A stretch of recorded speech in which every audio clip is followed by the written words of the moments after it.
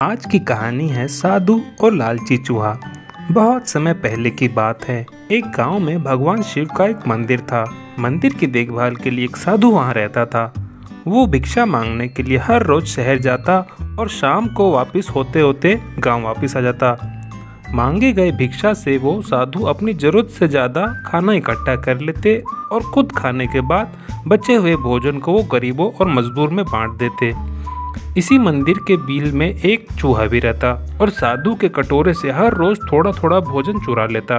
जब साधु को पता चला कि चूहा भोजन चुराता है तो उन्होंने उसे रोकने के लिए सभी तरीके की कोशिशें की। उन्होंने कटोरे को काफी ऊंचा भी रखा, लेकिन चूहा वहां भी पहुंच गया और यहाँ तक कि एक छड़ी के साथ चूहे को मार भगाने की कोशिश भी की, लेकिन चूहा किसी भी तरह कटोरे तक पहुंच जाने का रास्ता ढूंढ लेता और कुछ भोजन चुराकर भाग जाता। एक दिन एक भिक्षुक मंदिर आए, लेकिन साधु का सारा ध्यान तो चूहे को डंडे से मारने में था, जिसकी वजह से भिक्षुक से मिल नहीं पाए।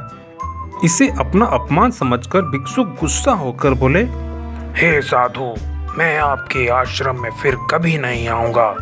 मुझे लगता है आपको किसी अतिथि का सम्मान करना नहीं आता। आप तो अपने ही काम में मगन हैं। ये हमारा अपमान है। जाओ, मैं आपको श्राप देता हूँ। इतना सुनते ही मंदिर के पुजारी ने उस भिक्षुक से क्षमा मांगते हुए अपनी दुख भरी कहानी उन्हें बताई कि कैसे वो इतनी दूर से भोजन मांगकर लाते हैं और जब वो गरीबों को अनाज देने के लिए अनाज को बाहर के कटोरे में रख देते हैं, तभी एक चूहा वो अनाज चुराकर भाग जाता है। तब ये सुनकर भिक्षुक ने कहा, तो ये बात है। चूहे में इतनी ताकत, आत्मविश्वास और चंचलता के पीछे कुछ न कुछ तो जरूर वजह होगी।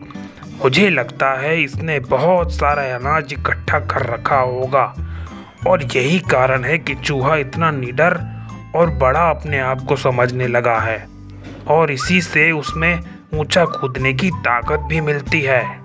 चूहा जानता है कि उसके पास कुछ खोने को नहीं है, इसलिए वो डरता भी नहीं है। इस प्रकार साधु और भिक्षुक एक योजना बनाते हैं कि अगर वो चूहे के बिल तक पहुंचने में सफल होते हैं तो चूहे के भोजन के भंडार तक भी पहुंच जाएंगे।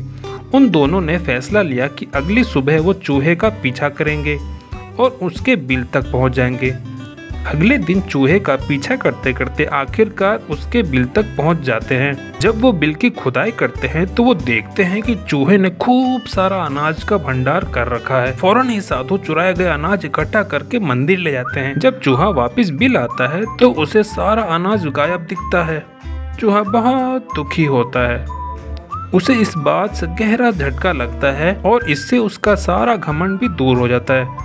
चूहे को लगता था कि वो उस साधु से बहुत ज्यादा चतुर और चंचल है। साधु मेरा कुछ नहीं बिगाड़ सकता। पर एक बार फिर से चूहे ने फैसला लिया कि वो रात को उस कटोरे से भोजन चुराएगा, लेकिन उसने जब कटोरे तक पहुंचने की कोशिश की तो वो धड़ाम से नीचे गिर गया। अब उसे एहसास हुआ कि उसके पास अब पहले जैसी ताकत नहीं बची। तभी वहीं छुपे साधु ने भी उसी समय छड़ी से चूहे पर हमला किया। किसी तरह चूहे ने जान बचाई और भागने में कामयाब रहा और फिर वापस मंदिर नहीं आया। तो दोस्तों, क्या सीख मिली इस कहानी से? यही कि जरूरत से ज्यादा लालच और लालच पे घमंड कभी नहीं करना चाहिए, नहीं तो चूहे जैसा हाल हो जाता है। तो वीडियो अच्छी लगी तो वीडियो को लाइक, चैनल को सब्सक्राइब जरूर करें।